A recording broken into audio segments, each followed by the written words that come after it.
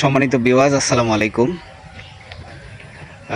এই কয়েকদিনে একটা নিউজ সবার নজরে এসেছে যে ফ্ল্যাটে থাকা রত্নগর্ভা বৃদ্ধ মায়ের লাশে পছন্দ রয়েছে এবং পোকা পড়েছে।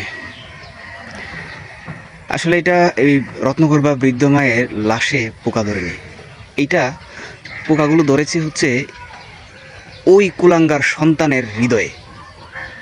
যেই কুলাঙ্গার সন্তানগুলো মায়ের পাশে একটা অ্যাটেন্ডেন্ট পর্যন্ত রাখিনি, পাশে থাকা মেয়ে একাধারে এতদিন পর্যন্ত খবর পর্যন্ত নেয়নি, এতটাই বিষাক্ত ছিল ওই রত্নগর্ভা মা।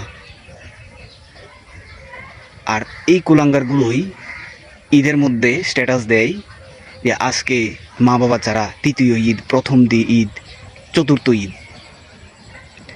মা বাবা পৃথিবী থেকে চলে যাওয়া সন্তানের জন্য সবচেয়ে স্পর্শকাতর বিষয়, এতে কোনো সন্দেহ নেই।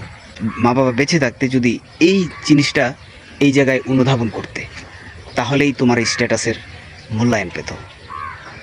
এটা মিডিয়াতে এসেছে বলে আমরা সবাই জানতে পেরেছি, কিন্তু আমাদের এই সমাজে এরকম অনেক কুলাঙ্গার আছে যারা মা বাবার খোঁজ খবর নেয় না এবং মা বাবাকে কোনো ক্রমেই তাদের সহ্য হয় না।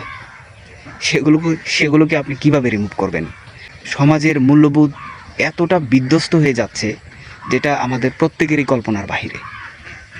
আসুন এই সমাজটাকে একটু সাজাই।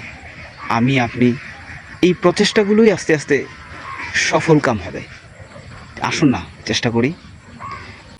আর যখনই এই দৃশ্যটা চোখে ভাসে তখনই নকশিকাতার এই গানটা মনে পড়ে যায়। নানান রকম জিনিস আর আসবাব দামি দামি, সবচেয়ে কম দামি ছিলাম একমাত্র আমি। ছেলে আমার প্রতি অবাধ সম্ভ্রম, আমারই ঠিকানা তাই বৃদ্ধাশ্রম।